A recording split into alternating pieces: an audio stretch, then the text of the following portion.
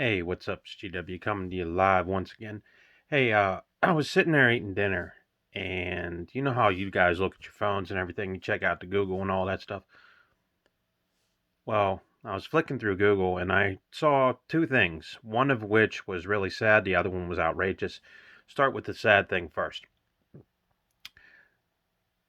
Screech, Dustin Diamond, has passed away from carcinoma. That, I guess, is a cancer you get from the sun.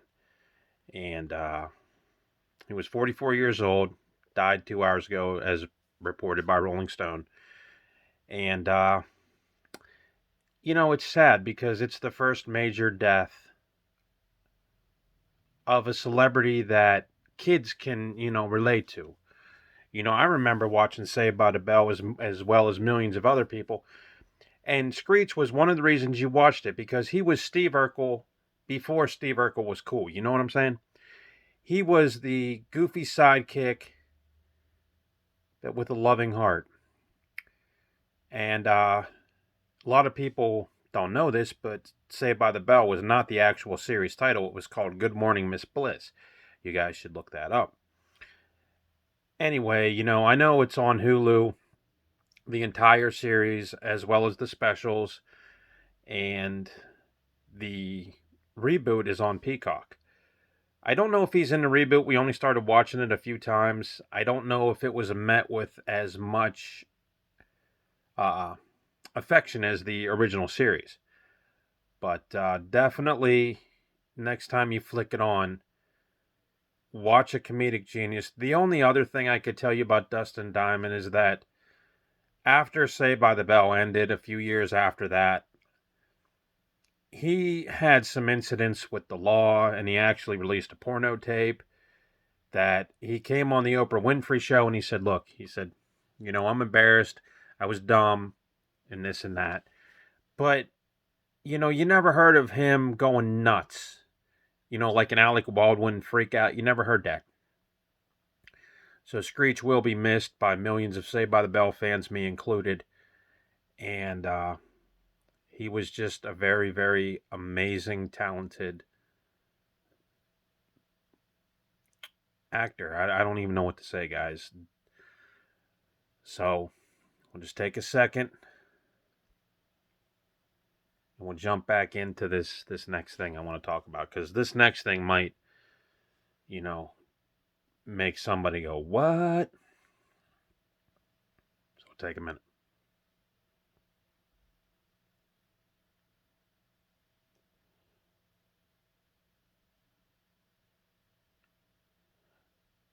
Okay.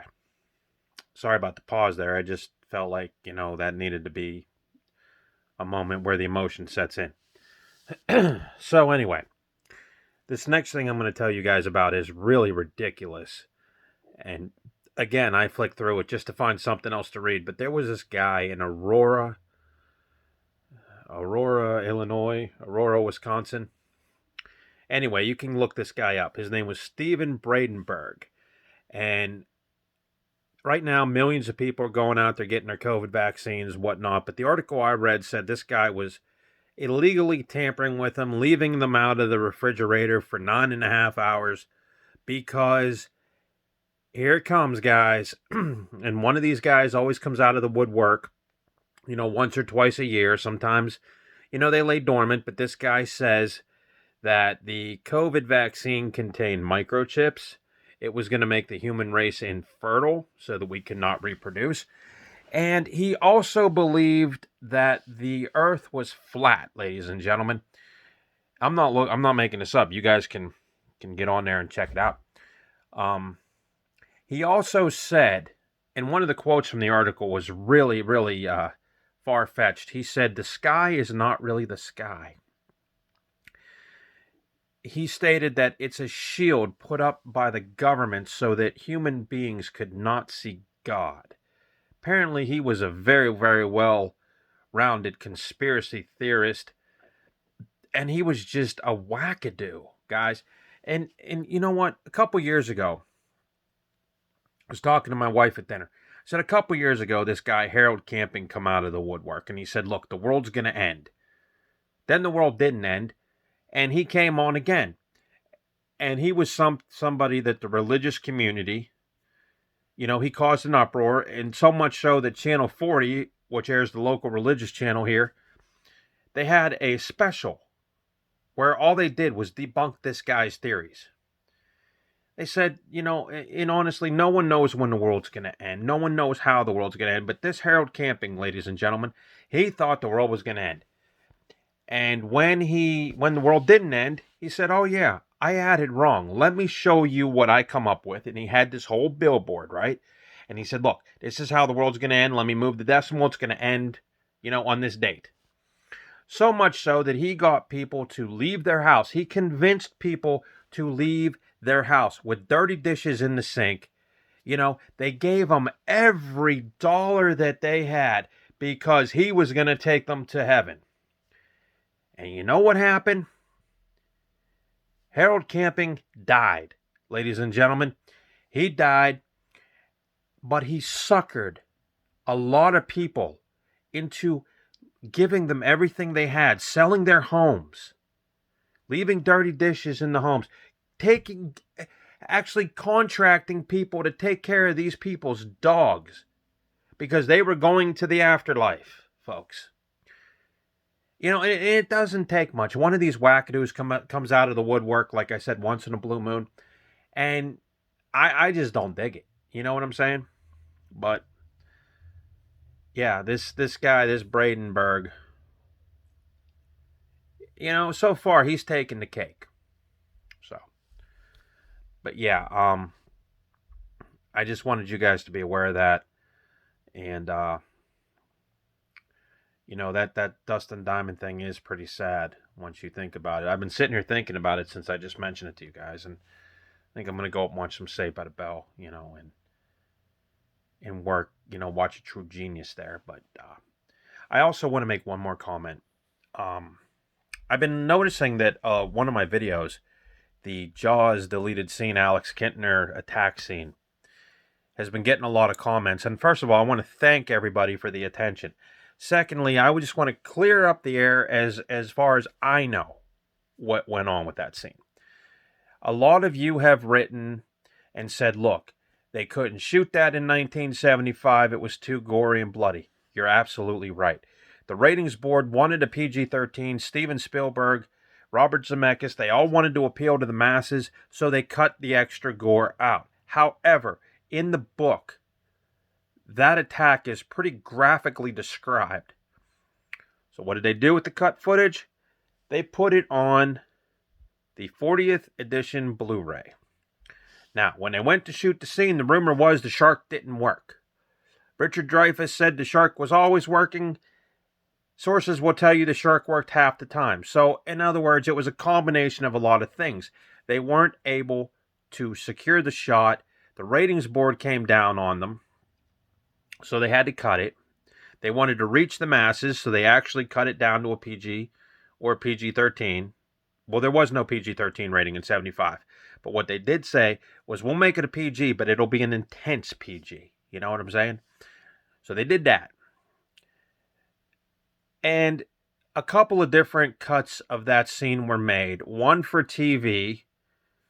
I remember Jaws 4, the ending being changed on television. There was another one for the actual home release. I remember there was little different nuances in there, because that's what they used to do. They used to shoot the movie one way for the theaters. Then they would turn around and you would get the exact same movie on video cassette, and it would be different. Return of the Jedi is a perfect example. Whenever I was a kid, I saw that. When Luke got thrown into the Rancor pit, he jumped on top of the gate that he fell down through and landed in the creature's eye. You never saw that on the home video until years and years later when the Blu-ray came out. You see what I'm saying? So there was always an incentive. You'd see the same thing, but it would be subtle changes. Then, the other thing somebody pointed out is they couldn't shoot that in 75. Yet in Jaws 4, it's almost the same thing, where the shark attacks the banana boat at the end of the film before Alan Brody goes on a yacht stealing rampage to go kill the shark, which that movie read the book, guys. There's a whole subplot of a shaman who, you know, gets the shark to kill Ellen Brody or hunt down Ellen Brody, in a voodoo thing, and it was crazy. Also, Jaws in the book, Ellen Brody does have an extramarital affair, guys. That was never shown. Apparently, adultery and sex is forbidden, but we can bite the crap out of a little Kintner kid. So I just want to say thanks for the attention. And one day, I know Universal Studios has it. I want to see. They probably did shoot the footage, guys. But they're keeping it in the vault. Just like that Luke Skywalker thing I just mentioned. But in any way, I'm glad it's being talked about. I'm glad it's being on there. And I think the big thing that you didn't see that in the theater is because times were different back then, guys. Like some of your X-rated movies, like Midnight Cowboy. That was rated an X. Bring it to today's standards, it's probably going to be a PG, So times have changed. And believe me, guys, I don't know everything about what goes on in the major motion picture industry, but I do know what I know, and I know what I can research. The picture that I showed you guys that time was something that was supposed to be cut out of the movie, and apparently they took pictures of it, and just filming it into a movie just didn't work. But I appreciate the attention, and I hope it's something we keep talking about, because I think it does deserve to be talked about, because Jaws is an important picture, not only in horror movies, but for what it did for movies. It blew open the door to giant monster movies. It made, Richard Dreyfuss a star. Roy Schneider was easily, catapulted into superstardom after this, although didn't really go anywhere. Check out a cool movie called Sorcerer that he's in, you guys. You'll like that one. If you like trucks, Vietnam, and nitroglycerin. But it did a lot, and it scared millions of people from going into the ocean. Even today, I walk past the ocean, I take a look at it. Guys, it's frightening because it's the unknown. That damn shark could scare you in a swimming pool, in a bathtub, or even a little kiddie pool. I mean, seriously, the fear was real. So it did that. But yeah, definitely, if you guys haven't, check out the 40th edition Blu-ray. And I hope to cut more videos. And I'm sorry, this COVID thing has really been putting a hurt on everything and just destroying my